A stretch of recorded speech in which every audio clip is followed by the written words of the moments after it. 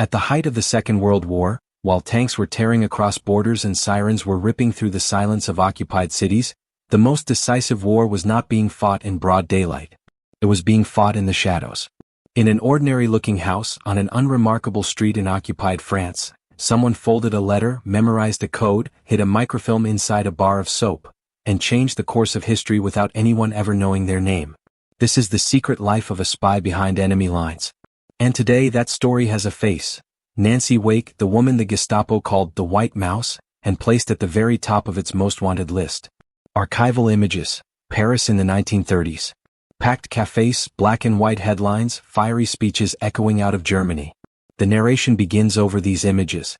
Nancy Grace Augusta Wake was born in 1912 in New Zealand and grew up amid constant moves, poverty, and an early sense that the world was not a stable place. Still young, she became a journalist and, like many ambitious reporters of the time, went to Europe. In Paris, she covered the rise of fascism, visited Germany, and saw with her own eyes what many still insisted on ignoring: Jews being beaten in the streets, humiliated in public, marked as outcasts by the state itself. For many people, that was foreign policy. For her, it was a warning. Later, she would say that it was in that moment she silently decided that one day she would fight against it. In 1939, on the eve of war, she married Henri Fiacca, a French businessman in Marseille. While the world pretended that the Munich Agreement had guaranteed peace in our time, the German war machine was already warming up its engines. In 1940, the illusion collapsed. France fell within weeks. Fade to images of occupied France. Nazi flags on official buildings, German patrols in the streets, rationing lines. After the defeat, the country was divided. The zone directly occupied by the Germans and Vichy France, which collaborated with the Reich. In practice, for anyone resisting, all of France was enemy territory. It was in this context that the first clandestine escape and resistance networks appeared. One of them would become known as the Pat O'Leary Line, specialized in getting Allied soldiers, downed pilots, and political refugees out along the France, Spain, England route. It was inside this web of anonymous people, smugglers, priests, peasants, railway workers, that Nancy Wake became something more than a wife in Marseille.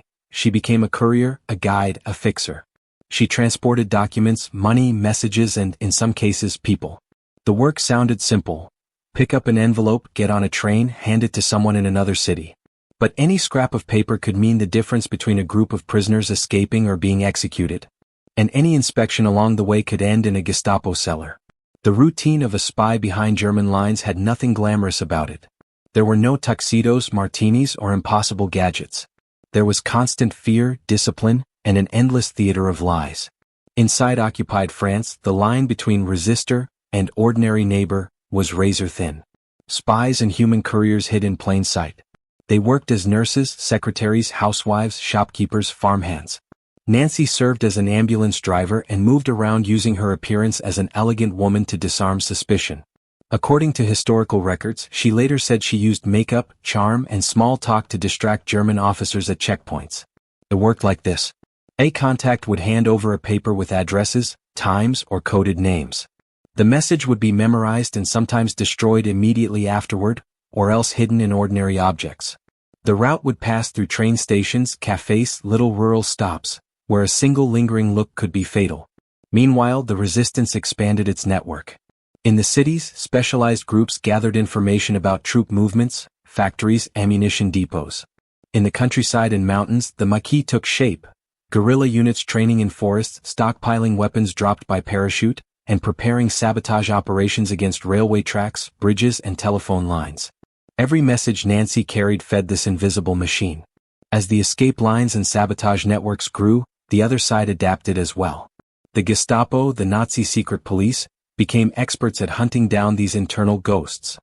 They infiltrated agents into clandestine networks, cross-checked letters, phone calls, and reports from neighbors betraying neighbors. When a maquisard was captured, brutal torture was used to rip out names, addresses, recognition signals. Reprisal was their other weapon.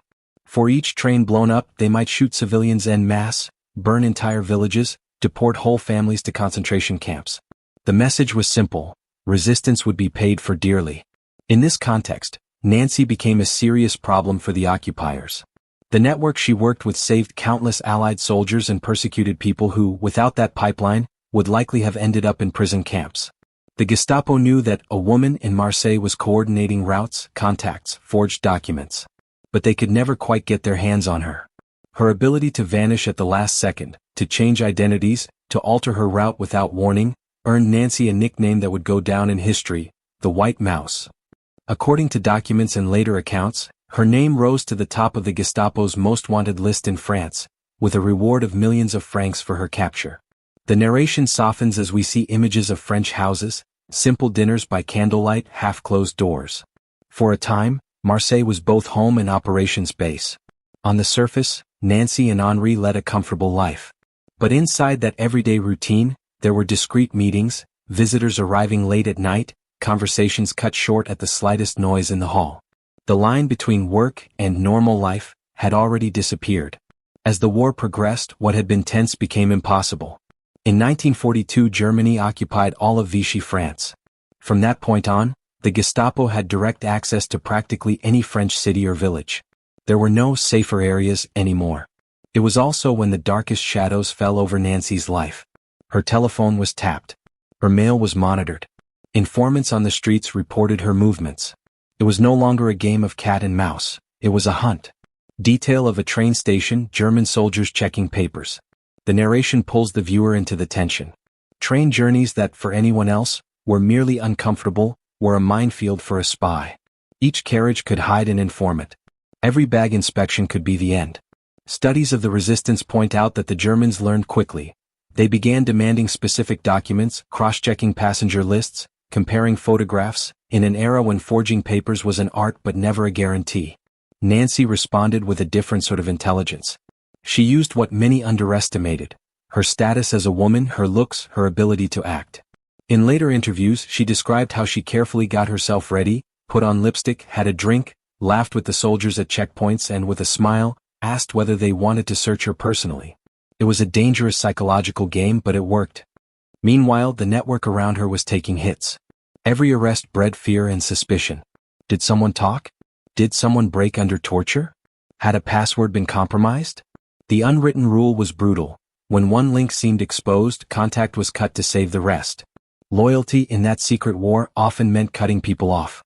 At a certain point, her own comrades in the resistance concluded that keeping Nancy in France was suicide. She was too valuable to lose and, at the same time, too closely watched to keep operating safely. According to records, the Gestapo already considered her an absolute priority. Then came the decision many spies and resistance fighters had to make. Stay on, knowing capture was almost certain, or try to escape in order to fight in a different way. For Nancy, it meant something even crueler: leaving Henri behind. He insisted on staying to protect the business and avoid drawing suspicion. She accepted that choice, never imagining the price would be final. Years later, she learned that he had been captured, tortured, and executed by the Gestapo.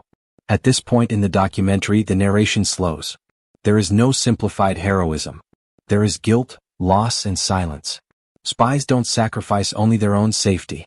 They sacrifice relationships, stories, and futures that will never be lived. To escape France, one had to cross one of the most heavily watched borders in Europe, the frontier with Spain over the Pyrenees. This route, used by downed pilots and fleeing Jews, was also a path for resistance agents.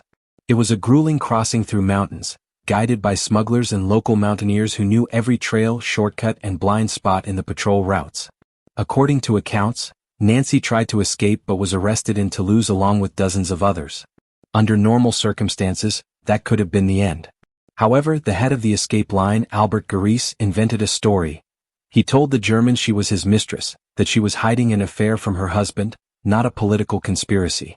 In a world of hypocritical morals, being adulterous sounded more plausible than being a spy. The performance worked. After a few days, she was released. The narration underlines the absurdity. Sometimes what saves a spy is not a perfect plan, but the ability to tell the right lie to the right ear at exactly the right moment. Shortly afterward, she finally managed to complete her escape. She crossed the Pyrenees into Spain, exhausted, ill, and carrying an invisible burden, not knowing what had become of her husband and everyone she had left behind. Cut to London, gray sky, smoke rising from chimneys, air raid sirens in the distance. From Spain, Nancy went on to Britain, where the war was different but no less intense. There, while civilians endured bombing raids, another structure was operating in the shadows. the Special Operations Executive or SOE, created by Winston Churchill to set Europe ablaze with sabotage, subversion, and support for resistance movements in occupied countries. The SOE recruited a very specific profile: fluency in foreign languages, knowledge of the terrain, physical and mental resilience, and an extraordinary willingness to take risks with no guarantee of coming back. Thousands of agents would be trained to work behind enemy lines, many of them in France. A woman who had escaped France, spoke fluent French, knew clandestine routes, had real experience with the Gestapo, and was hated by the enemy was exactly the kind of person the SOE was looking for. Nancy volunteered. Instead of leaving the war behind, she plunged even deeper into it. The documentary can now show training camps in the English countryside, photos of groups of agents, diagrams of explosives and field radios. SOE training centers, such as the one at Beaulieu in southern England, were laboratories of secret war. Their agents learned to jump by parachute in the dark, carrying radios, weapons, and forged documents. Assemble and detonate explosives on tracks, bridges, and depots. Use codes, ciphers, and clandestine transmissions without being located by German radio direction finding. Detect and evade surveillance in stations, streets, and cafes. Play roles: shopkeeper, widow, farm woman, nurse, whatever the terrain required. Instructors included former thieves teaching how to pick locks, disguise specialists, veterans from different fronts explaining how the enemy thought and how its secret police worked. The line between crime and war was redrawn. What in peacetime would be theft, forgery, and deceit was now service to the war effort. For Nancy, this phase was more than training. It was preparation to return to the very territory where she had almost been captured, now with a new mission: to unify groups of maquisards, coordinate parachute drops of weapons, organize large-scale sabotage, and above all, turn occupied France into a minefield ahead of the coming Allied invasion.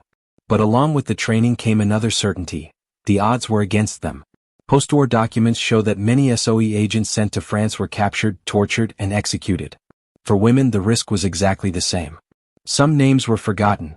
Others were only revealed decades later when archives were declassified. Every lesson in the classroom came with a brutal subtext: if you make a mistake, no one is coming to rescue you. Agents were trained to hold out as long as possible under interrogation, but also to understand that, at a certain point, anyone can break. That is why compartmentalization rules were sacred. No one knew everything. If one person fell, they wouldn't drag down the entire network. Meanwhile, the war moved on. The plans for D-Day were taking shape. The France Nancy knew was about to become the epicenter of a huge offensive.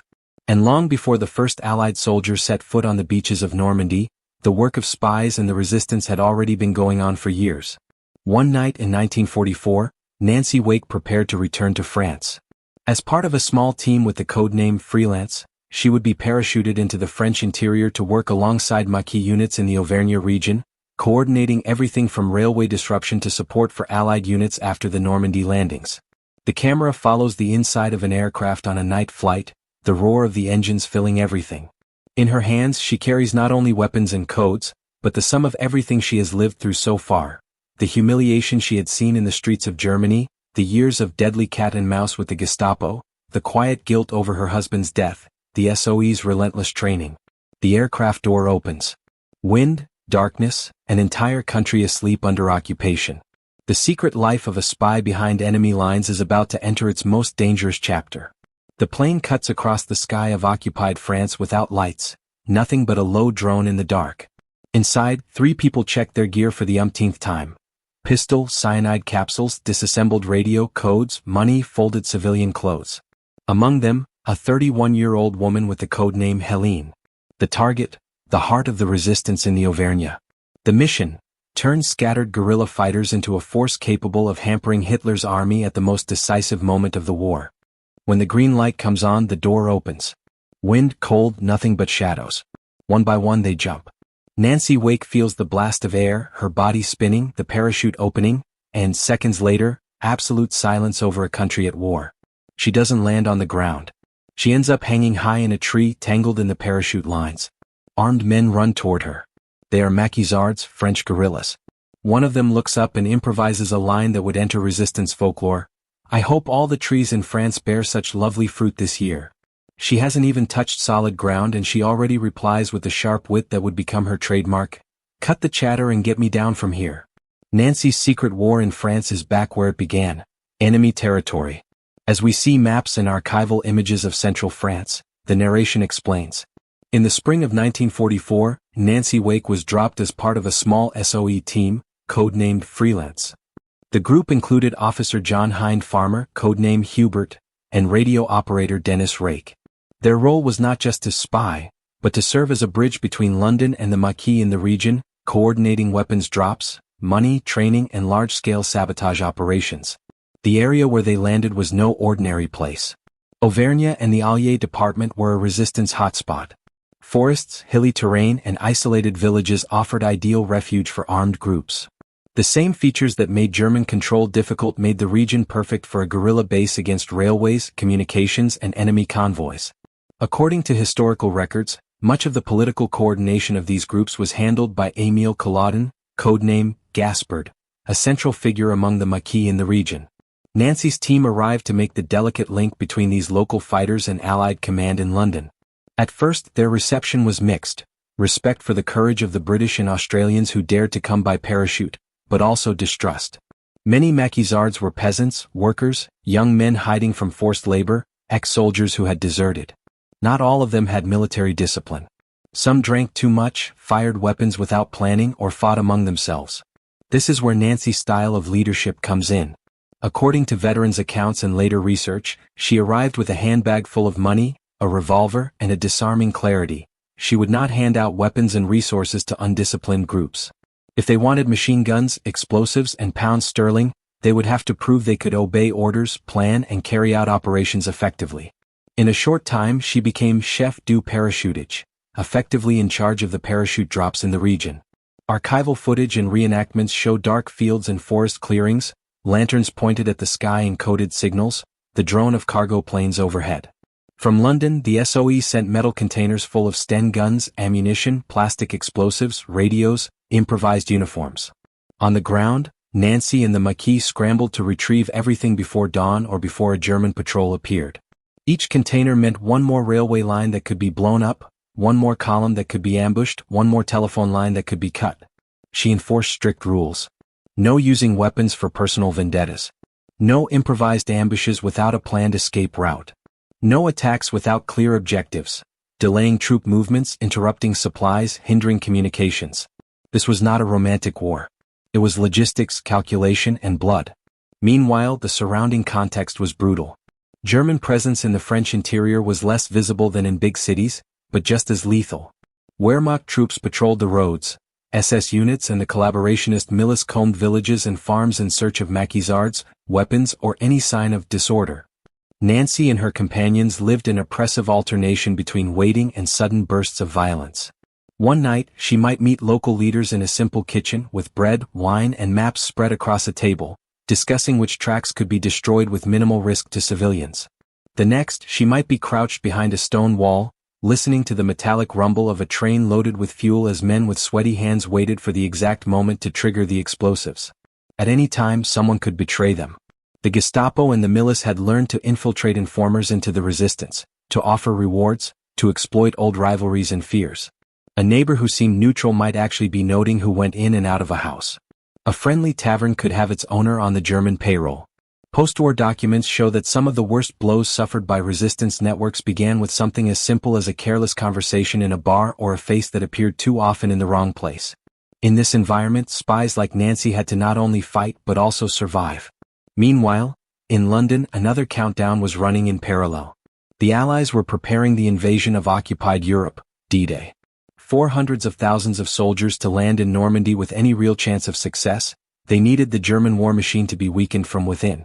For that, they depended on agents like Nancy and the Maquis spread across France. Their work combined two functions: gathering intelligence, troop movements, location of fuel depots, train schedules, artillery positions; sabotage, blowing up tracks, cutting telephone lines, destroying bridges, anything that could slow down German reactions to the invasion. Nancy sent reports to London using clandestine radios, with codes that were constantly changing. Each transmission was a risk. The Germans had mastered radio direction finding, technology that could locate illegal broadcasts by tracking the signal source. It was always a race between the radio operator and the enemy antennas. Transmit fast, encode, change location, dismantle everything, disappear. In the days leading up to and following D-Day, The resistance in many parts of France, including the interior, stepped up its actions. According to recent research, hundreds of sabotage operations hit telephone lines, tracks, and communication centers, confusing German command and delaying key movements. At the same time, the German response was ferocious. Villages suspected of harboring maquisards could be burned, civilians executed, hostages shot in reprisal for every blown-up train. For the spies, the moral dilemma was constant. Each act of sabotage helped the Allies but also exposed civilians to retaliation. And yet stopping was not an option. Some descriptions from fellow resistors are blunt. The most feminine woman I know, until the fight begins. Then she's like 5 men. Contrary to the stereotypical image of female agents as mere couriers, Nancy took part in combat and ambushes. Reenactments might show a rural road, a German truck rolling slowly along, a felled tree blocking its way. On both sides of the road, maquisards lay hidden, nervous, fingers on triggers. When the vehicle brakes, the first shot shatters the silence. Accounts credit Nancy not only with logistical organization but also with direct leadership in attacks and even in executions of informers sentenced by the resistance. In wartime, especially in a clandestine war, the line between justice and revenge blurs. In her own later memoirs, she did not romanticize this side. It was kill or watch comrades be captured, tortured, and killed. The secret life of a spy behind enemy lines at this point no longer has anything secret on the psychological level. It becomes a string of extreme decisions made with little time, little information, and irreversible consequences. Then came the most dangerous blow to any clandestine network: silence. After a series of confrontations, German forces carried out a successful operation that, according to historical records, resulted in the loss or disabling of the main radio in the region. Without it, the freelance team was cut off from London. They could no longer request more weapons, send reports, or coordinate drops. For a group dependent on the SOE, it was like going blind and deaf at the same time. The solution they came up with was physically simple but brutal. Someone had to travel hundreds of kilometers along roads full of patrols, reach another safe point of contact, send a message, and return. Aircraft were not an option. Trains were suicide. Cars attracted too much attention. That left the bicycle. Nancy volunteered. She set out on a journey that, according to her own later account, came close to 500 kilometers there and back, crossing towns, villages, dirt roads, asking for help when she could, fleeing when necessary, sleeping very little or not at all. In the documentary, this sequence works almost like a film within the film. Close-up of her hands gripping the handlebars. Tires throwing up dust. Headlights from German vehicles slicing through the night in the distance. Heavy breathing, burning knees, the weight of knowing that if she were caught, she would have no convincing way to explain why she was alone, exhausted at that hour, with so many contacts and details in her head. There is nothing cleanly heroic about this. There is exhaustion, pain, and sheer stubbornness. When she finally completed the route and re-established contact with the SOE, the war did not end. But the machine began to move again. For those who lived off codes, radios, and airdrops, that was almost a resurrection. As the maquis grew stronger, civilians paid a silent price. Farmers who lent barns to hide weapons. Housewives who sheltered messengers for a night.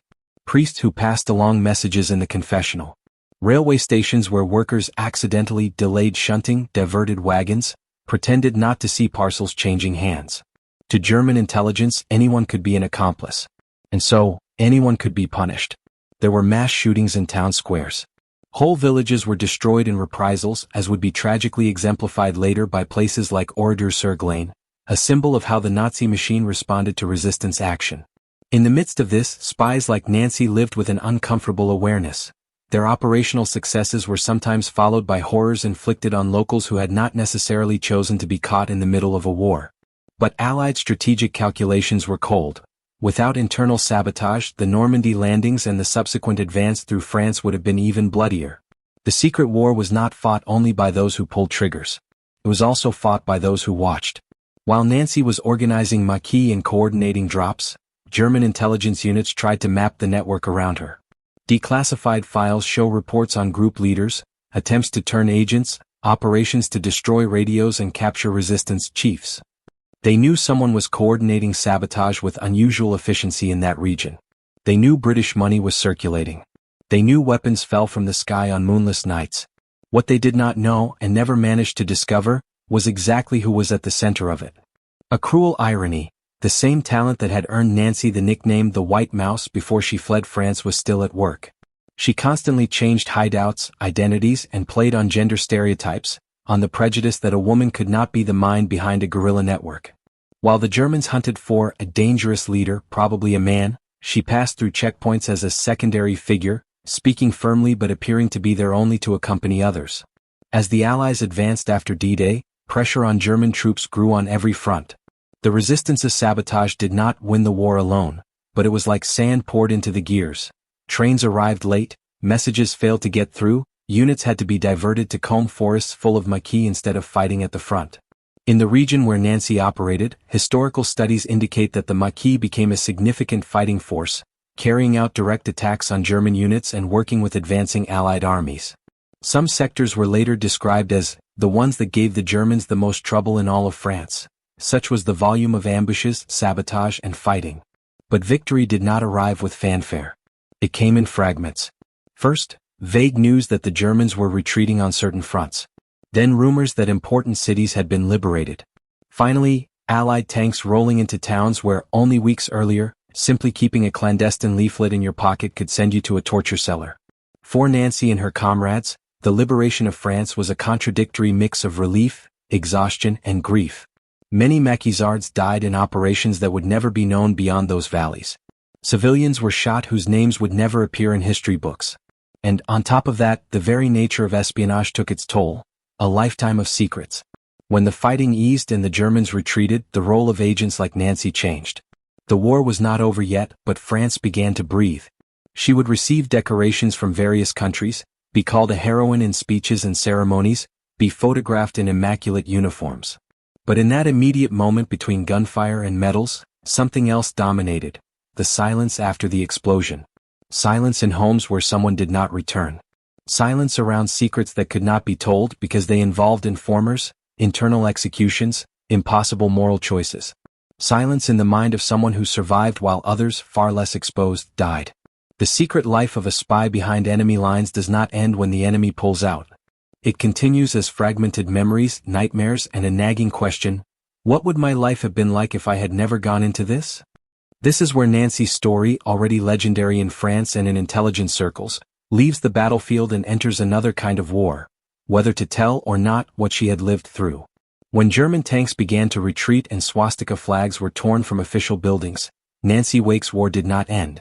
It simply changed form. In the streets of liberated France, crowds shouted, kisses were given to unknown soldiers, church bells rang.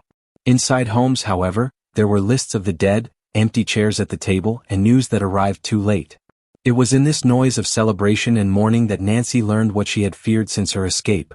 Henri Fiacca, the husband who had insisted on staying to avoid suspicion, had been captured and executed by the Gestapo in 1943.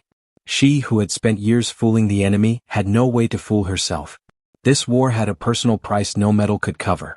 With France liberated and the maquis networks gradually being integrated into new military and political structures, the freelance team's work was officially done. By mid-September 1944, Nancy and the others returned to Britain. The camera can show London at this stage. Buildings still scarred by bombs but lit up, bars full of people in uniform, an odd sense of normality limping back. According to historical records, Nancy passed through Paris first, then went on to London to report to the SOE. There, reports were written, operations analyzed, mistakes reviewed with the coldness of people who needed to learn for the next war, even if no one wanted to admit out loud that there would be another someday. On paper, she was an agent who had completed her mission. She coordinated arms and money drops. She united disparate maquis groups under more effective command. She took direct part in sabotage and ambushes against German troops. She helped, along with thousands of others, to delay the German response to D-Day and the Allied advance through France. In real life, she was a woman barely into her 30s, carrying invisible scars, who now had to decide what to do with the rest of her life. In the immediate post-war period, Nancy did not return to just any life. She stayed for a time in the world where she felt most at ease: information. Documents indicate that she worked for the intelligence department of the British Air Ministry, attached to embassies in Paris and Prague. It was a different job, but with the same essence: analyzing and deciphering movements in a continent which, even at peace, was already sliding into the tensions of the Cold War.